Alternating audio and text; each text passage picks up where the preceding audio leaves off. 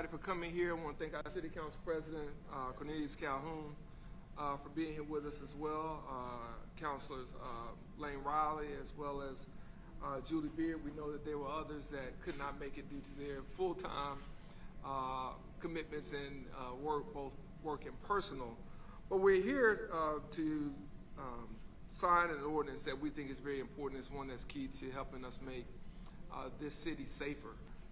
We will be the first in Alabama to have signed it, and we're again just very glad that our city council voted to pass it. You know, over the last several years, it's been our top priority to make this city safer and to look at various ways to do that, whether it was investing in technology, investing in body-worn body cams and new tasers, or just new police cruisers and weapons, but also investing in the training of our police officers across the board. Our goal has been to not only work with our police department, but also make sure that we work with our citizens and our residents here through our Parks and Recreation Department, as well as our Office of Violence Prevention and many other civic organizations. So the goal here has been to try to take a 360-degree approach to public safety. And while we've still got work to do in that area, we do know that we've seen a downward trend over the last couple of months that has us going in the right direction when it comes to homicides year over year and non-fatal shootings. Unfortunately, we are not at the level that we would want to be, but we'll take some of the things that we've got since Interim Chief Grayboys came on to help guide us in that effort. But along with that, it also takes looking at policies. It takes looking at different things that we can do as a government to help inform not only our community, but our police officers and others in our law enforcement partnership as well, whether that's the county or whether that's our state and federal partners. So as we looked at various policies, we've seen everything proposed from strengthening background checks to enacting and implementing risk protection orders here in the city. We've looked at how to launch a public awareness campaign on the importance of safe firearm storage. We mentioned the investment and partnership in community violence intervention programs. We'll have more on that as we announce our budget once the City Council votes on that to finalize it in a couple of weeks. But we believe investing in evidence-based community violence intervention programs that address the root causes of violence also play a role as well. And we also want to make sure that when we think about the investment we've made in our community centers, tens of millions of dollars that our City Council has helped us to appropriate is going towards not just being a place that's for young people to have fun and play games, but to make sure that we have a safe place for them to come and meet and to tell us things that are happening, to have a trusted messenger that they talk to, that they feel comfortable with, but also those adults. So the investment in our community centers is also part of the wraparound services and other initiatives that we're seeking to help us get to many of the challenges when it comes to the violence that we see in our city. That said, we also want our community to continue to report lost and stolen firearms. We want those gun owners to make sure they're letting our police department know if something has been taken out of a home, if it's been taken out of a car, of a truck, to let us know those things so we can try to not only track it down, but also enforce penalties that may be associated with that. So all of these are things that we have been looking at doing from a policy perspective. We've been working on with our staff, working with our police department, and really going back and forth with our city council. And so, when we think about where we ended up here with this ordinance, I want to describe kind of what this ordinance will do and why we're here today, because City Ordinance number 40-2024 is very important because, again, I think it shows not only this administration's commitment, but our city council's commitment to doing everything in our power to try to make sure that our city is safer and doing the things that we can do from the city to get guns off the street, and empower our police officers more and make our city safer for everyone that lives, works, and plays within these limits. And so what the ordinance will do is it will require a valid photo identification card in order to carry a concealed firearm, either on one's person or in a vehicle in the city of Montgomery.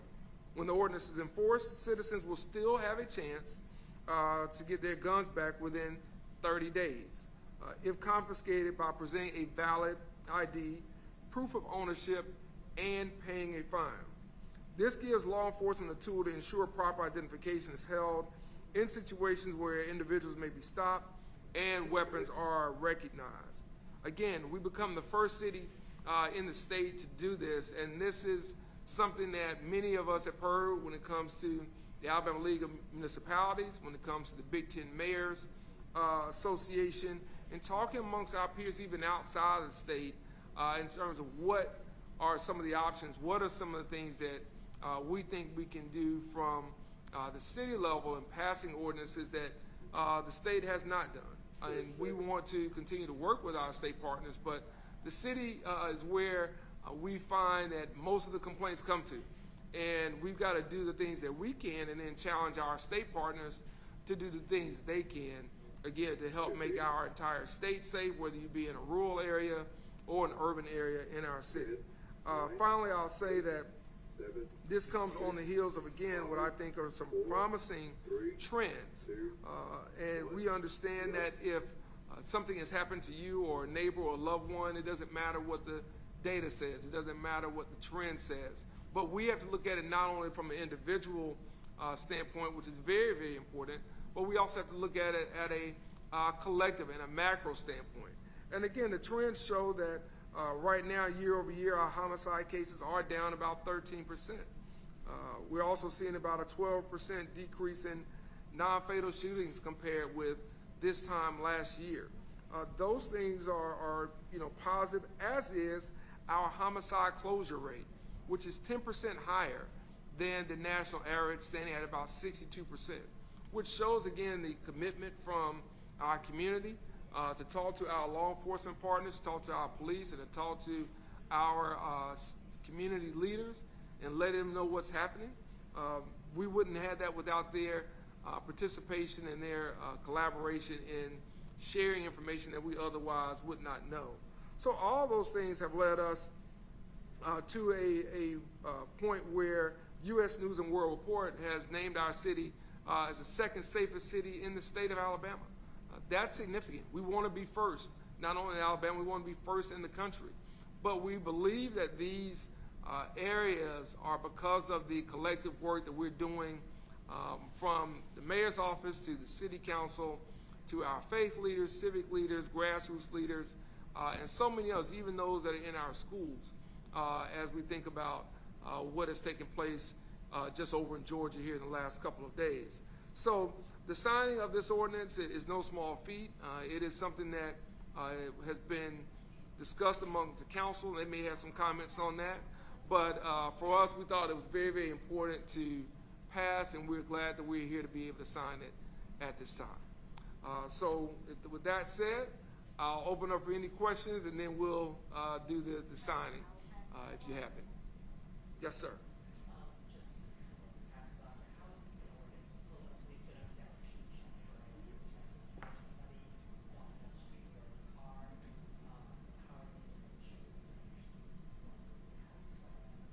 Chief Grayboys and I were speaking of that, and I'll allow him to. I'll ask him to answer that question because he can answer it in more technical terms than I can. Yeah, one thing you should understand is that the requirement for an ID is not a license to carry the weapon. It's making sure that the person has a proper state ID. It's making sure that the person has an actual ID on them to identify themselves when they're in possession of a concealed weapon. Okay, so. Yeah, so if you're stopping somebody in a car, they should have a driver's license anyway. So if I stop somebody, I'm going to be asking for that driver's license if I'm making a traffic stop for sure. And well, that's what I'm saying. So that is something that you would ask for. If they don't have that driver's license, that's where they're not going to be in compliance.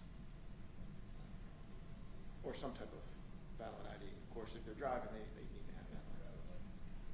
And I think it's important also to keep in mind that the permitless carry bill, took away an important tool for our law enforcement officers to take illegal handguns and to take illegal guns. When we have the type of people who are walking around with long guns in this city and in our state, that's a problem. That's a problem that we talk about as mayors from Madison and Huntsville all the way down to Mobile. It's impacting all of our cities in a way that our law enforcement officers have to deal with, and many of our cities have to bear the burden on. And so, some of these laws have been passed at the state level.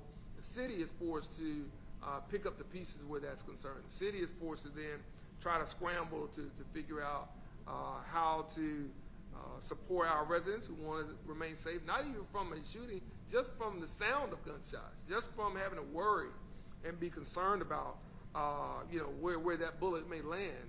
And what we hope this will do is maybe give us a little bit of movement back to being able to take some of those guns that should not be in certain people's hands off the streets right now. Chief, is there anything I missed on that? No, sir, I definitely agree with you on that. With the removal of the requirement to have a permit to carry a concealed weapon really is, for me personally, I know, but for also people who are at my level and who have done the same job I have done for quite a long time, it's very frustrating because the only people who are going to try to conceal weapons without that permit at the time in the past usually were people committing crimes. And that gave us a lever to actually remove a weapon from the streets before it could be used, let's say in a robbery, or before it could be used in a drive-by. And so the removal of that is very frustrating because that is a tool that was very useful to us.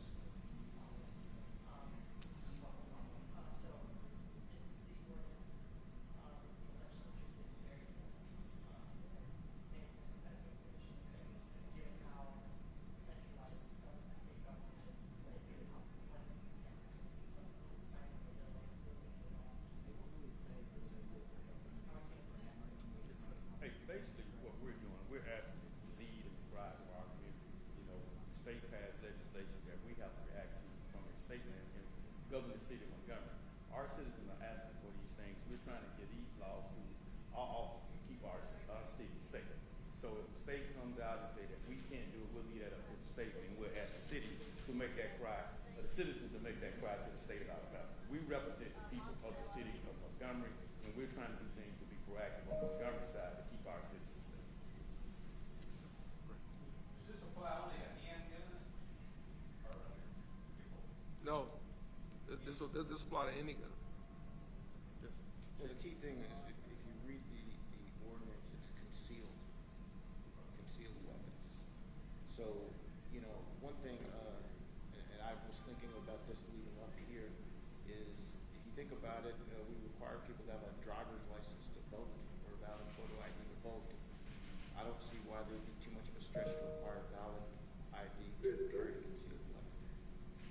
Well, so somebody has, for instance, a hunting rifle in their vehicle and they can pull over? Well, is it concealed? And here's the thing, if they get pulled over and they're in their vehicle, they should have a driver's license on them if they're going to be on the roadway. Can you kind of walk through how the mechanics of it would work? Like if you pulled over a car and had more than one person in there, maybe the driver has to have a driver's license, obviously, but one of the other persons has a gun. How does that going to work? Well, we're still working out some of the mechanics of it. So, right now you're getting the front end, you're getting the where we're going and what we're trying to do. So some of the mechanics are going to be worked out. And let me say this: I think it's important, as our City Council President, President Calhoun mentioned. We're responding, and we've been hearing from our residents about their safety in all parts of the city, and in particular whether it's they're hearing gunshots or obviously something that may have taken place in their community, in their neighborhood. We have not received the type of proactive collaboration from our state legislators to say, hey, we know what's happening in cities across the state. We know what's happening in communities across the state. What are some of you all's thoughts? So this is our approach. This is our initiative. We welcome all partners and we welcome all ideas that anyone from across the aisle may have or anyone from any other part of the state may have. But we have to respond to the challenges of our city, and we have to think about things not just from a way of being purposeful and practical, but what things can we put into policy, and then what things can we make sure that we're doing to make it a little tougher on the bad guys, because I think that that pendulum shifted in some ways in their favor, and how can we make some of our policies, some of our ordinances tougher on them to do bad things. And we have to make sure that we're strengthening everything from the ordinances to the fines to the penalties where all these areas may be concerned, in particular around gun violence. It is just egregious how much gun violence impacts so many people in our city and in our community each and every day. And this is just one step. I want to be very clear. This is not the final step. This is not a silver bullet solution. This is one step of many that we'll be taking to make sure that we kind of change the environment and we change the atmosphere in the city of Montgomery in ways that we can as a city governing body.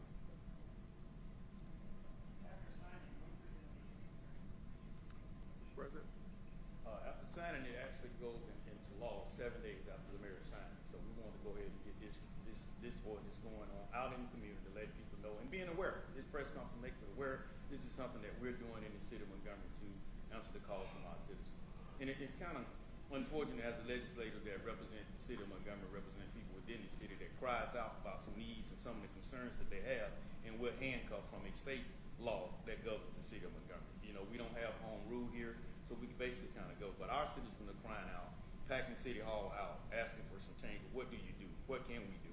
And this is one of the ordinances that we came up with that we're trying to do something in response to their calls and their cry out to the citizens and the city council.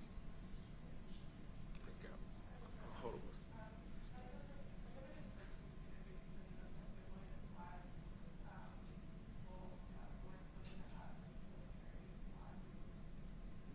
That database, which has been implemented, is only as good as the data that's put into it. It does help, but a lot of it, the quality of information is going to depend on the different jurisdictions and whether or not those jurisdictions are following the entry requirements and doing what they need to do. One of the things that was very advantageous to the old permit requirement was that you could literally, on its face, determine if somebody was in violation of it and immediately remove any type of gun that might be utilized in an improper manner or in a manner that could be dangerous to the community around it. That's one of the reasons why I said that the removal of that tool from our toolbox was very detrimental to public safety, I think, because we literally were able to stop things before they happened.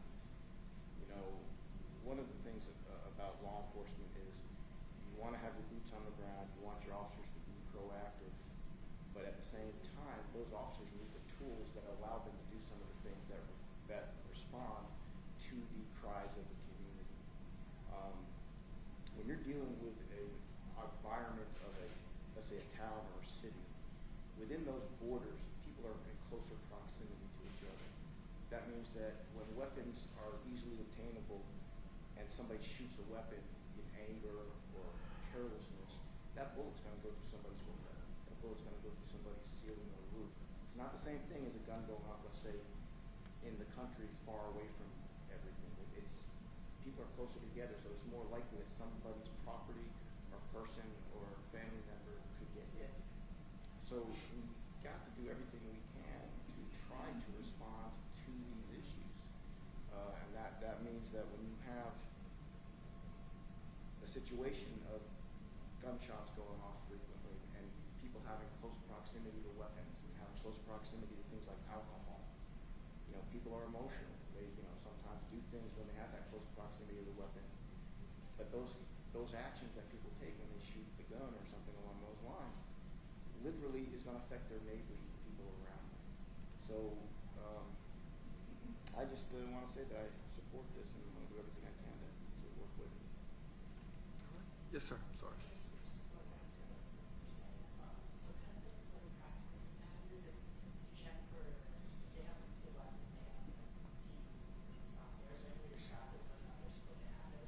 Well, yeah, that's what she was just asking me about. I think you were asking me if there's a way to find out if the person's supposed to have the weapon, correct? Or because they just have the ID and they show the ID. Well, yeah, but no, it doesn't. That's a Because proof the thing ownership. about it is that you still check the person against the prohibited persons database.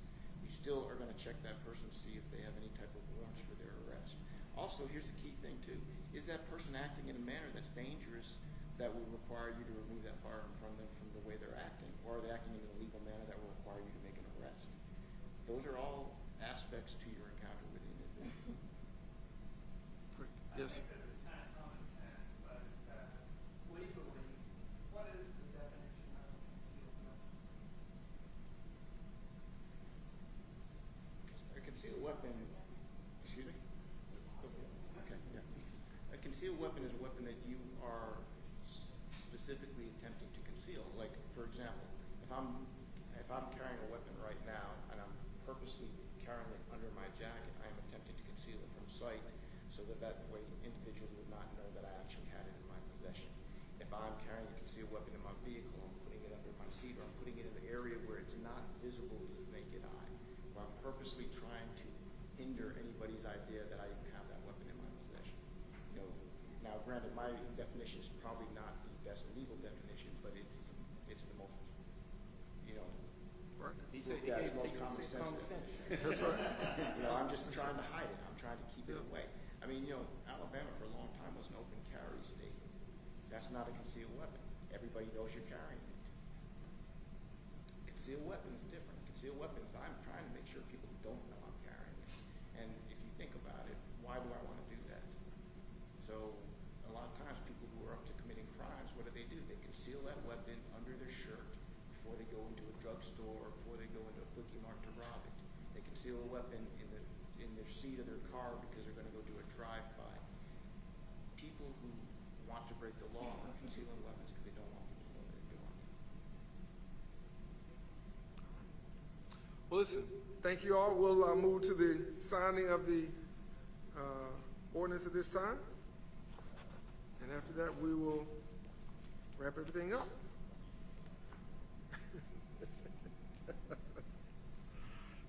that out of the way. Sorry about that. All right, you ready?